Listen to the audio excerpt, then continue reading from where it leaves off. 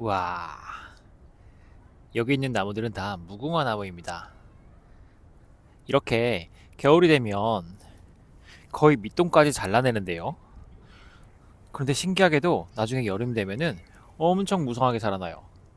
이게 한국을 상징하는 무궁화의 힘입니다. 와, 정말 신기해요. 해마다 이렇게 보고 있는데. 안녕하세요. 아우레입니다. 이번 영상으로는 문화 충격에 대해 또 얘기를 좀 해볼게요. 그치만 이건 좀 다른 거예요. 한번 끝까지 보시면 여기서 인사이트를 얻어가실 수 있을 겁니다. 왜 한국인들에게 이런 말을 하면 오해를 해요. 칭찬하는 거. 오늘 되게 예쁘시네요. 아니면 뭐 옷 고르신 게 되게 예쁘네요. 말투가 되게 좋으시네요. 뭐 말을 예쁘게 하시네요. 뭐 등등등 지식이 되게 많으시네요. 이렇게 한국인에게 칭찬을 하면은 이 사람이 나를 좋아해서 하는 말인가 하면서 오해를 산 적 있으신가요? 저는 워낙 이런 사람이라서 이제 더 이상 그런 오해를 사지 않지만은, 그런데 한국에서는 칭찬을 하면은 그렇게 개인적인 이익을 위해서 뭐 사적으로 좋아서 하는 말이라고 착각을 하시는 것 같아요. 그게 조금 아쉽습니다. 근데 우리는 그런 말 있잖아요. 칭찬은 고래도 춤추게 한다. 칭찬을 받으면 사람들은 행복해요. 왜 나의 가치를 인정받는 거잖아요. 그게 인간에게 가장 큰 기쁨이고, 그게 삶의 원동력이 될 수 있거든요. 삶의 이유가 될 수 있습니다. 우리가 불안하거나 아니면은 우울하다면은 그 인정을 받지 않아서예요. 당신은 사람을 인정해 주는 게 바로 칭찬인데, 그 칭찬을 하면은 오해받는 게 우리나라의 좀 안타까운 문화입니다. 그래서 이렇게 말했더니 세상이 좀, 인생이 좀 바뀌어지더라 한 거를 좀 얘기하고 싶은데요. 호주에서는, 그리고 영어권 나라에서는 칭찬을 참 많이 하는데 아예 그런 말이 정해져 있는 것 같아요. 예를 들어서 저기 앞에 가는 사람들의 입고 있는 옷 중에서 뭐 바지가 너무 예뻐? 그러면 Oh, I like your pants. 그 사람의 선택과 안목을 칭찬하는 거잖아요. 그런 말 들어보셨나요? 제가 그 호주에서는 항상 매일 다른 타일을 맸는데요. 다른 타일을 메고 이렇게 커피를 사러 가거나 이렇게 동네에 가면은 그냥 모르는 사람들이 친근하게 칭찬을 해주었어요. I like your tie. 뭐 You have a good taste. 뭐 일단 태도부터 달라지고요. 그래서 거기에서 얻는 기쁨이 있어서 매일매일 다른 옷을 입고 이렇게 우리 동네 사람들을 즐겁게 해주려고 했습니다. 그런데 한국에서는 특별한 날이 있어서 제가 이렇게 차려입고 나가면은 그 파티에 온 사람들이 이미 아는 사람들임에도 불구하고 아무도 저한테 그런 칭찬의 말을 해주지 않아요. 아무도 언급조차 하지 않습니다. 그래서 그렇게 신경 써서 옷을 입고 간 보람이 없어요. 그 타이도 되게 어렵게 고른 것이고, 어, 하나하나 수집한 것이고, 귀한 것이고, 또 카라가 하얀색인 셔츠는 제가 땀이 많아서 그걸 한 번, 두 번 입으면 바로 빨아야 되거든요. 그것도 굉장히 번거로운 일인데, 저같이 이렇게 환경을 중시하는 사람으로서는, 그래서 옷을 뭐하러 그렇게 불편하게 입겠어요. 그런데 누가 이렇게 언급을 해주면 정말 기분이 좋습니다. 그런데 그런 칭찬을 듣다가 안 들으니까 별로 의미를 못 찾겠어요. 그래서 한국에서의 삶이 우울한 여러 가지 이유 중에 하나가 칭찬이 인색한 거예요. 근데 말 한마디는 해줄 수 있잖아요. 사람이 기분 좋아질 수도 있는 거고. 그러하여서 근데 지금 점심시간이어서 사람이 되게 많은데요. 저는 이렇게 꿋꿋하게 카메라를 들고 이야기를 하고 있습니다. 점심시간이 이제 얼마 안 남았는데 사실 저도 지금 수업하러 들어가야 돼요. 한 15분 남은 것 같네요. 이렇게 짬을 내어서 영상을 만들어 드리고 있어요. 그래서 우리가 이거를 좀 습관을 들이면은 우리의 삶이 좀 나아질 수 있을 것 같아요. 그건 칭찬. 왜 문화라는 것은 한 사람이 시작을 하고 그게 다른 사람도 따라하기 시작하면 문화가 됩니다. 보통 그거는 미리 생각을 깊게 해본 사람이나 아니면 그냥 어떻게 했는데 그냥 자연이 됐거나 둘 중에 하나인데요. 그래서 보통 문화는 작가들로 인해서 일어나곤 합니다. 세상의 변화의 시작이죠. 그래서 저부터라도 이렇게 칭찬을 많이 하려고 애쓰고 있어요. 그렇지만 이렇게 칭찬을 한다고 그거를 이 사람이 나 좋아하나 여기는 거는 그건 조금 좀 찌질하지 않을까 싶기도 합니다. 사람으로서 그 사람의 좋은 점을 바라볼 수 있잖아요. 하, 어, 중학생 아이들에게 그 우리나라가 친절한지 우리나라의 친절도에서 얘기를 써보게 했는데요. 그런데 그 아이들은 한국에서도 잘하고 외국에서도 잘하고 있어요. 그런데 한국 사람들은 되게 말을 심하게 한대요. 중학생도 아는 그런 한국인들의 말이 심한 것, 그건 조금 아닌 것 같아요. 이왕 하는 말 좀 부드럽게 할 수 있잖아요. 그리고 요즘 정말 어, I'm I'm convinced. I'm convinced by this. 확실히 드는 생각인데요. 언어를 바꾸면 인생이 바뀝니다. If you change your language, you change your life. 왜 친구 중에 자기 자신을 자책하는 친구가 있어요. 그 친구는 제 나이가 되도록 굉장히 오랫동안 자책을 습관적으로 했습니다. 근데 그게 알고 보니까 그 친구의 그런 upbringing 때문이더라고요. 부모님께서 이거 하면 위험할 거야, 뭐 위험해, 이거를 되게 강조를 많이 해주셨대요. 그래서 되게 불안이 크고 겁이 많은 어른이 되었습니다. 그게 이렇게 제 나이가 되었는데도 여전히 그걸 못 쥐고 있었는데요. 그래서 뭔가 인생에서 시도를 하는 게 많지 않고 정말 안정적이고 감사할 그런 상황에 있는 사람인데도 이보다 안정적인 사람이 제가 보기엔 없거든요. 그럼에도 불구하고 되게 항상 불안을 만듭니다. 근데 그거를 제가 좀 정말 바꿔주고 싶었어요. 저는 사람들 도와주는 게 저의 보람이거든요. 그리고 제가 사람을 도와주려고 하는데 그 가치를 못 알아보면 상처를 받잖아요. 그래서 이제 이 일이 너무 보람차서 업이 되었는데 이렇게 알아보지 못하면 상처를 받아서 좀 어쨌든 뭐 그런 이야기가 있습니다. 그래서 그 친구를 도와주려고 제가 1년 넘게 동안 그 친구의 언어를 좀 손봐줬어요. 우리 이 말은 쓰지 말자, 이렇게 말해보자.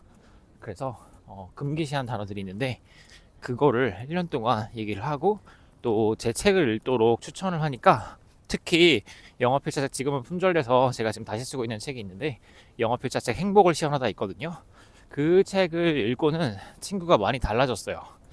감찰 줄도 알게 되고 그렇게 부정적인 언어를 쓰지 않게 되었습니다. 그렇게 언어를 바꾸고 불안한 말, 그런 무서운 말을 하지 않도록 했더니 이 친구의 삶의 태도가 달라지고 행복해졌어요.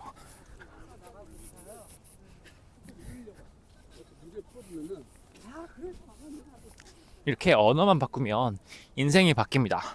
저는 이거를 어디서 또 느꼈냐면 책을 읽을 때 모르는 단어를 보게 돼요. 그리고 그 단어를 인터넷에 검색해보고 그 단어에 배우잖아요. 왜 배운다는 건 별거 없어요. 인터넷에 검색해서 정보를 알아보거나 그에 대해 책을 읽어보거나, 그리고 요즘은 AI라는 툴이 있어가지고 검색 시간을 확 줄여줍니다. 그래서 AI를 활용해서 배우는 사람은 더 앞서 나갈 수 있는데 가장 큰 부분이 이런 배움의 부분이에요. 결국에는 우리가 한 사람이 이뤄내는 모든 것들은 그 사람의 행동으로 일어날 수 있는 건데요. 그 사람의 행동을 더 잘하게 해주고, 그게 지혜죠. 그리고 그 더 잘하게 하려면 지식과 지혜가 쌓여야 되는데 그거를 쌓게 도와주는 도구가 인터넷 혹은 AI라는 도구입니다. 자, 그러하여서 그렇게 어떤 모르는 단어를 알게 되었을 때, 제가 배웠을 때 그만큼 저의 생각이 넓어지더라고요.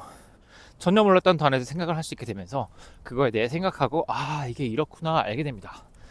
예를 들어 저 몇 년 전에 도파민이라는 단어를 Start with Why를 쓴 그 작가를 통해서 알게 되었는데, 이게 의미가 굉장히 크고 정말 여러 가지 해석될 수 있는 것이더라고요.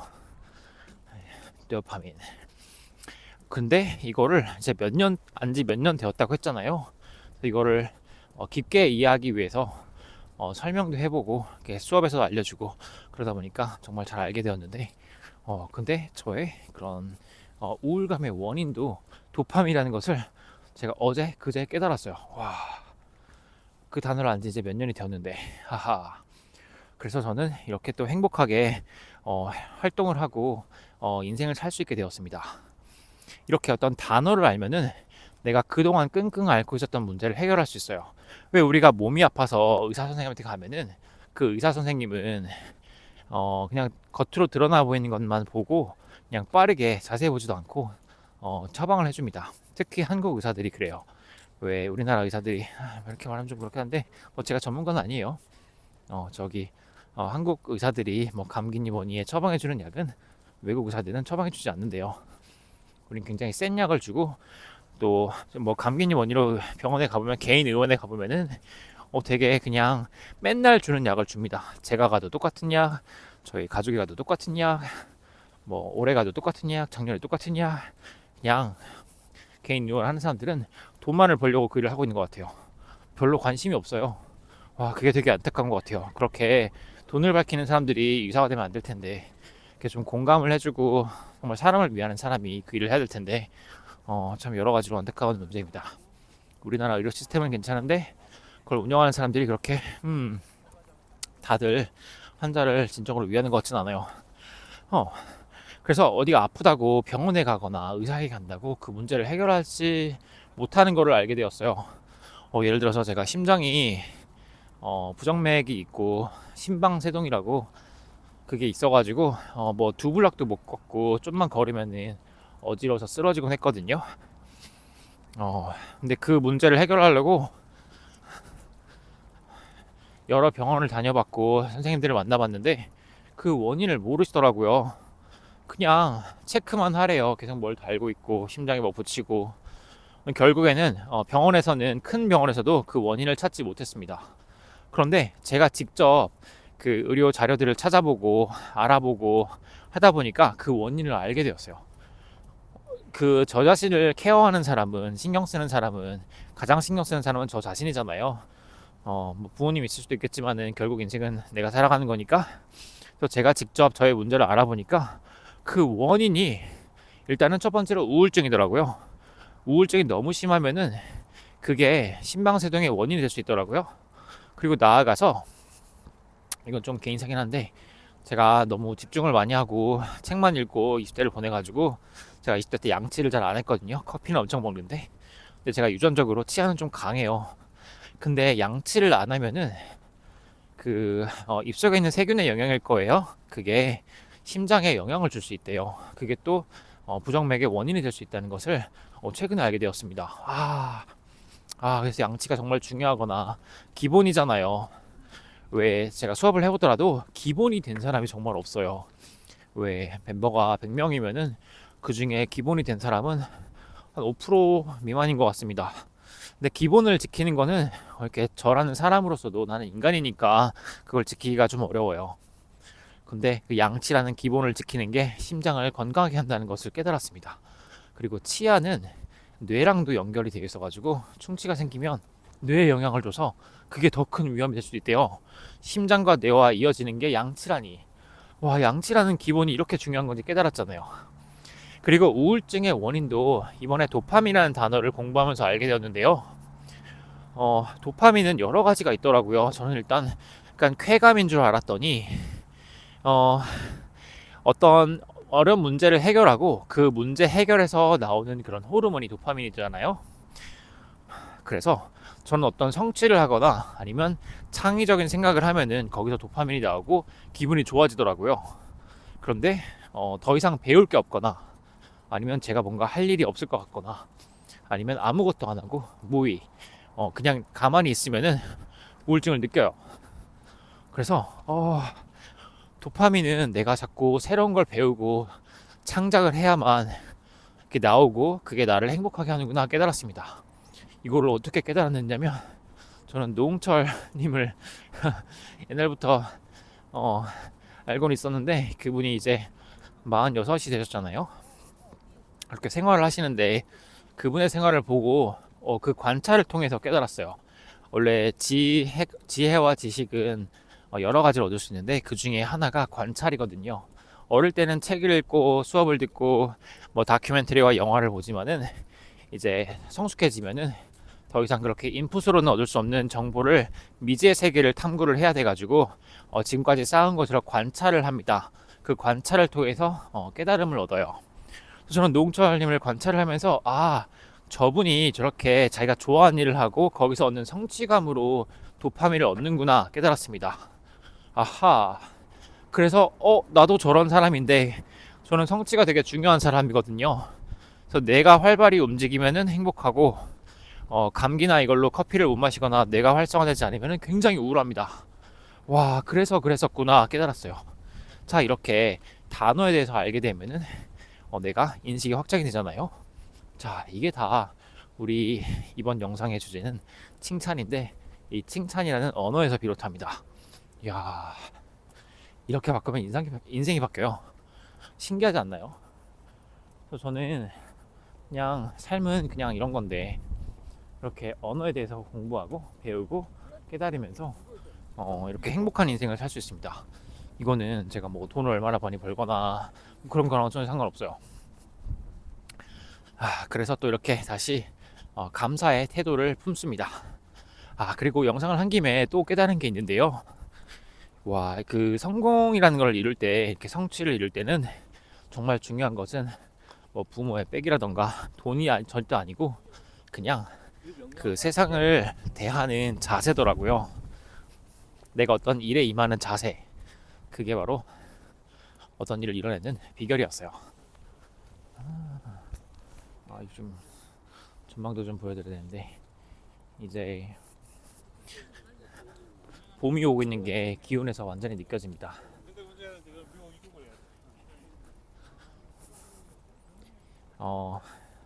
제가 사무실이 위치하고 있는 이 동네는 이 좀 집이 제가 썩 마음에 드는 집이 없어요.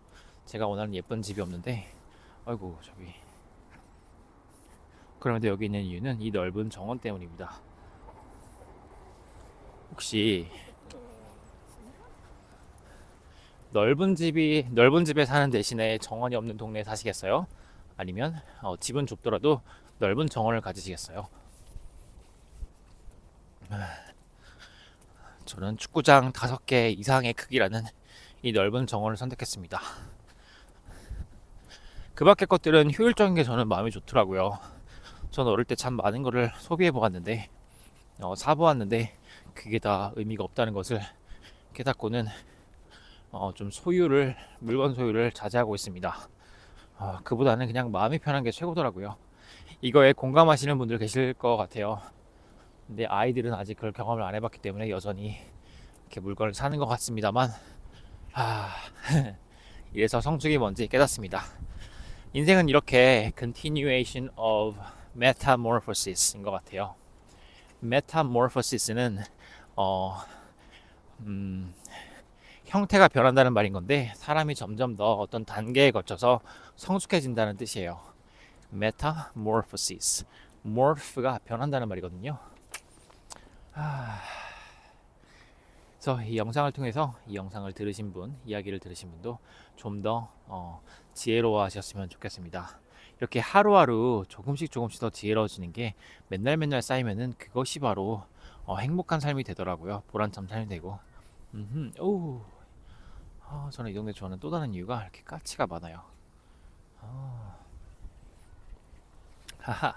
자, 그러면 이 영상을 정리하면서 저는 또 수업을 하러 들어가 보겠습니다. I am Oreo Bay. 한국말로는 아우레오 베이고요. I'll see you in the next video. No worries.